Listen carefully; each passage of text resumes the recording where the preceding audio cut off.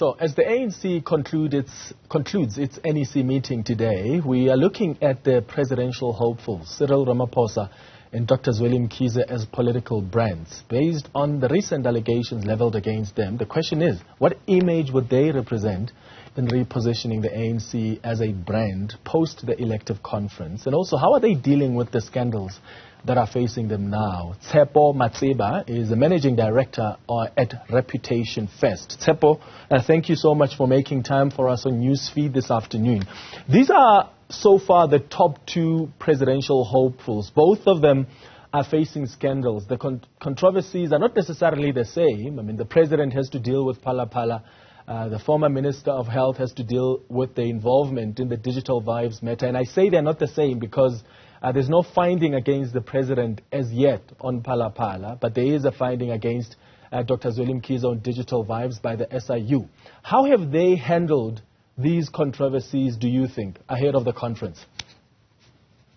Good afternoon, Clement, and thank you for the opportunity. Of course, they are facing two distinct challenges. But from the outset, if you look at the president, if we start there, because it's the most recent story with Phala, the outright refusal to openly speak and to be transparent when you say, one must be proven, must be treated as innocent until proven otherwise. That outright silence creates an impression that there is a case to answer, and therefore it creates a misunderstanding and actually particularly a confusion amongst voters, amongst citizens. The level of trust is broken from the outset, and the fact that on an ongoing basis bits and pieces of information are being allowed to crop up without just proactively simply providing the facts from the outright creates serious problems for the president. And from that point of view, President Cyril Ramaphosa in recent times really struggled to handle this from a reputation and communication perspective. And then if we shift to Mkhize, while Dr. Mkhize may look like he's handling things now, he seems to be coming out to speaking and saying that actually he is not directly responsible and that he's not directly linked, but he's concerned as the person who initiated the investigations. He's concerned about links to his family and friends and people that he knew. Unfortunately, at the beginning of the debacle, he also failed to communicate. He was often evasive until it seemed like he was pushed to put that resignation as a Minister of Health and step aside, thus denting his reputation. So both of them have battled, but at different times it looks like Dr. Mkhize is beginning to handle things, is beginning to speak in a way that gives an impression, or at least the confidence that he's handling the matters. Yeah, and President Cyril Ramaphosa probably realizes that, because for the first time yesterday in that NEC meeting, he was quite frank and went into some detail about what happened at Phala. But do you think these scandals actually matter for ANC members who will be voting in December? Yes, for public members, it's a big deal, but some may argue that in the ANC, the more scandals you have, the better your chances, actually. So what I'm asking is, should they even worry about their brands heading into that conference, given that it's arguably not a big issue for ANC members? Look, as an organization, the ANC is probably the biggest political party in South Africa, and indeed, certainly, a lot of members of the ANC and supporters or voters of the ANC are South Africans and so are citizens of the country.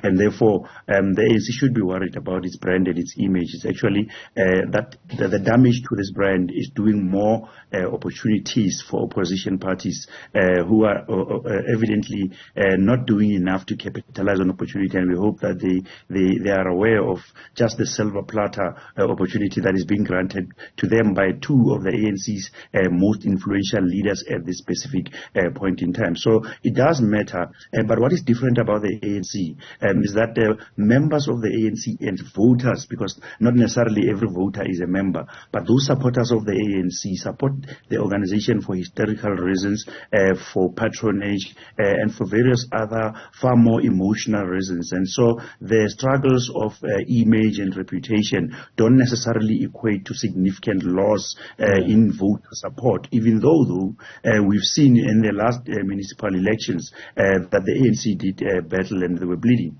over a period of time. And we see it in the coalition struggles that they are having in the Gauteng province, in Ekurhuleni and the city of Johannesburg, that there is a significant damage that the image is doing. But that doesn't necessarily mean that there will be less significantly people voting or supporting the ANC in 2024. That will be determined by how the opposition's parties respond to the opportunity that is presented to them in such a silver platter. Yeah, and I mean, what we've seen over the last couple of years is that the opposition has really been failing in some way in capitalizing on some of these ineptitudes. None of these people, of course, have been found guilty in any court of law or similar process. How important is managing that court of public opinion? And from your observation, who's winning in that court of public opinion? Yeah, look, it's important. Remember, in business, we say perceptions drive markets and not necessarily the reality or the facts. So markets are determined by perceptions. And perceptions are very important at this stage. At this particular point in time, both leaders are battling and bleeding. But it seems like, at least in the recent weeks, Dr. Zweli Mkhize has come out stronger in terms of positioning himself and really looking like he is dealing and willing to deal with the situation. He also comes across also as somebody who empathizes with the public in the level of frustration that the public is having about corruption. So that you would say it looks like he's winning at least the battle in the short term from an image perspective. But if you look at the whole debacle of digital vibes over a period of time, especially from the beginning, I really must say that he was struggling. The reputational hazards and speed humps were hitting him every single time, and he was not speaking openly. He didn't come across like he's speaking openly. President Cyril Ramaphosa speaking now and actually having other leaders such as Kodongwana coming out to say Minister, for example, of Tourism, Minister Sisulu, shouldn't actually be challenging or attacking the president in open forums, that there are channels within the ANC, and we are seeing now that those channels are now being broken. People actually are campaigning openly, but they're also actually challenging each other openly. And the remarks by former President Thabo Mbeki, Kgalema Motlanthe, Jacob Zuma against Phala and how current President Cyril Ramaphosa is handling the matter really gave him a hard time, I must say, politically speaking, but also in the image space. Does that affect the voter of the ANC? I doubt. But what it will do, unfortunately, is because the political leaders have come out sort of tone deaf about high levels of unemployment, poor access to healthcare, education, the transport system. If you look at the public sector strike that took place the other day, it tells you that the loss will be because of poor service delivery and looking after the citizens, as opposed to the scandals of the ANC. The ANC is a very scandalous organization if you go and look at state capture and the things that have happened there. In fact, one of the leaders or former leaders of the ANC, maybe the leaders of the Women's League, Bathabile Dlamini, was probably correct in saying, there are many scandals, and those scandals will come out. Yeah, and all of them have skeletons. Yeah, skeletons. So what do they represent, Cyril Ramaphosa and Dr. Zweli Mkhize? Because many times we focus on their criticism of this and that, but what do the two contenders, the top two contenders actually stand for, and even their brands? Over the last couple of 4 or 5 years, there have been these two terms that were popular in the ANC. RET, the Radical Economic Transformation Faction, as if RET is actually not policy of the ANC, and also white monopoly capital. And then you would have people being grouped according to these two factions. What do you think the two actually represent, far apart from these scandals and who they're associating themselves with? Yeah, at a core level, Dr. Zweli Mkhize really came across in recent times, at least, as representing the ANC and its sort of experience type of leadership, having used this experience in the last period of time, both as the Treasurer General or Treasurer of the organization, but also is a formidable leader in KwaZulu-Natal. He represents people of who I believe, or perhaps even in the real core values of the ANC, its leadership, its structures, and following process to the teeth. He understands that network, and that's how he positioned himself. And when we look at President Cyril Ramaphosa, I don't see him as somebody who represents white monopoly capital, or even though some in the eye of the public may label him in that fashion. In fact, people have sort of moved in the ANC from that concept of white monopoly capital. He tried very hard to position himself as a corruption buster, and the unit that he has now established to investigate state capture and to eliminate it and to keep that unit permanent, even post its current work, means that he still is continuing on that anti-corruption trajectory, which makes it things more harder and far more difficult for him, given what he's facing with Phala Phala. So for him, the sooner he deals with Phala Phala, the better, because unless this shadow around him moves, each time he speaks locally and internationally, people will always raise the shadow around him. And so that is probably the sooner. But I don't think that he represents either the radical economic transformation or RET forces or even the concept of white monopoly capital as we seem to understand it from the ANC's perspective. I think he represents that anti-corruption buster. He also represents the South Africa broader.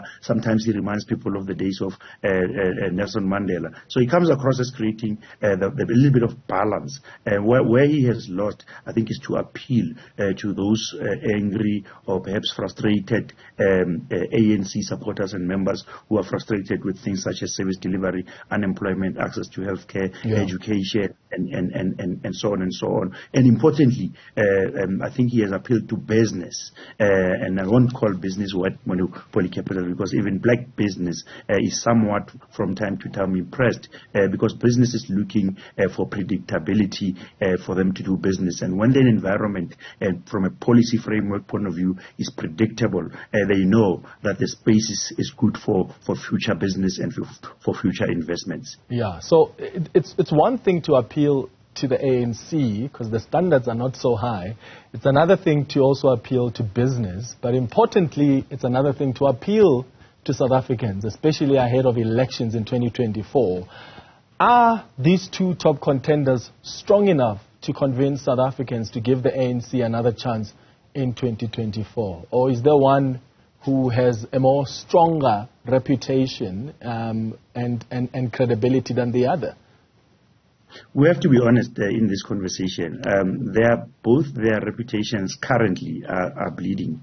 And unfortunately, in reputation management, Warren Buffett puts it that you can invest 20 years in your reputation and only 5 minutes to destroy it, especially in the world of digital platforms that we live in, where you say one thing today and the next day your reputation is seriously dented. And so from a reputation equity point of view, they've both made a loss. I think the other key question is trust. And when there's questions around you to an extent that they both have, they're going to have problems. But the different thing about the ANC is that in South Africa's political system is that you're not actually voting for the individual, but you're voting for the party. And in that context of voting for the party, supporters of the ANC are most likely to continue to support the ANC. I mean, we've seen COSATU coming out to criticize the ANC before elections, after elections. We've seen the SACP, which is part of that tripartite alliance, also criticizing the ANC from time to time, but they never stop completely. They never actually go out and exercise that story that they're going to actually stand for themselves and start contesting. I'm talking here now about the SACP. And so the reality here is that it is for the opposition parties to create a new space for this dialogue about what actually is happening in South Africa's political landscape. Can we trust our leaders? And unfortunately, definitely those ones are failing. And when you fail at that level, you create space for the ANC to reorganize itself. And I think it has that opportunity. When you look at Dr. Zweli Mkhize, he comes from that province in KwaZulu-Natal, which has a significant voting capacity at the ANC's elective conference. And that ought not to be taken for granted. Because he has that support. So there's a bit of contradictions within the ANC. And we actually don't know what's going to happen. No one actually could predict at this point, given digital vibes, that we would see this how quickly Dr. Mkhize, unfortunately, turned things around for his brand and began to reinforce it. It reminds me of the days when he used to give us a COVID-19 update. He looks very confident, really, and believable to an extent. Yeah, look, some people had already written him off. In fact, after the Digital Vibes scandal, you know, when he was giving us those updates, people said, oh, he's so presidential. And he started playing to that. But after that scandal, some people wrote him off. But as you say, he's managed to really quickly turn that around. Tshepo, Matseba, thank you for making time. If I was Cyril Ramaphosa or Zweli Mkhize, I would pick up the phone now and have you join their campaign, because you seem to understand much better, you know, the kind of approaches they should be taking. I really appreciate you making time for us this afternoon. Tshepo Matseba, Managing Director at Reputation First.